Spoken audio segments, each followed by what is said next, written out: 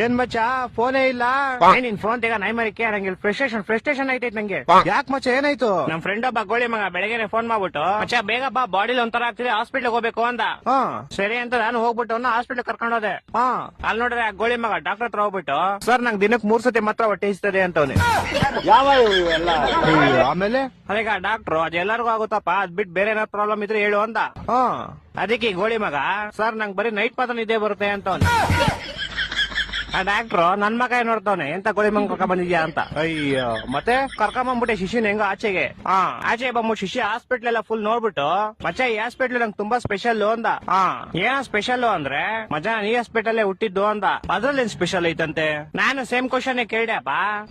ಮಚ್ಚ ನಾನ್ ಚಿಕ್ಕ ವಯಸ್ಸಲ್ಲೇ ಹುಟ್ಬಿಟ್ಟೆ ಅದೇ ಸ್ಪೆಷಲ್ ಅಂತ. ನನ್ನ ಮಕ್ಕಳು ಒಂದೊಂದಲ್ಲ ಅದ್ ಬಿಡಪ್ಪ ಹೋಗ್ಲಿ. ಮಚ್ಚೆ ಹುಟ್ಟಿದ ತಕ್ಷಣ ನಂಗೊಂದ್ ಸೀಕ್ರೆಟ್ ಗೊತ್ತಾಯ್ತು ಅಂದ. ಏನ್ ಸೀಕ್ರೆಟ್ ಅಂದ್ರೆ ಮಚ್ಚೆ ಹುಟ್ಟಿದ ತಕ್ಷಣ ನೋಡ್ತೀನಿ ನೋಡಿದ್ರೆ ನಮ್ಮ ಅಮ್ಮ ಲೇಡೀಸು ನಮ್ಮ ಅಪ್ಪ ಜೆಂಟ್ಸು ಅಂತ. ಹೊಟ್ಟೆ ಎಷ್ಟು ಉರ್ಸ್ತಾವ್ರು ನೋಡಿದ್ರೆ. ಮಚ್ಚ ಬಂದ ತಾಳ ಅವನೇ ಬಂದ. ಮಚ್ಚ ಏನ ಮಚ್ಚ ಗಾಡಿ ಏನೋ ಪ್ರಾಬ್ಲಮ್ ಆಗ್ಬಿಡೈತ್ ಮಚ್ಚ. ಏನಾಯ್ತಾ? ಮಚ್ಚ ಗಾಡಿ ಓಡಿಸಿದ್ರೆ ಟೈರ್ ತಿರುಗ್ತೈತೆ ಮಚ್ಚ. ಮಚ್ಚ ಏನೋ ಮಾಡೋದು ಇವಾಗ? ಮಚ್ಚ ಇದು ಇಲ್ಲೆಲ್ಲೂ ಆಗಲ್ಲ.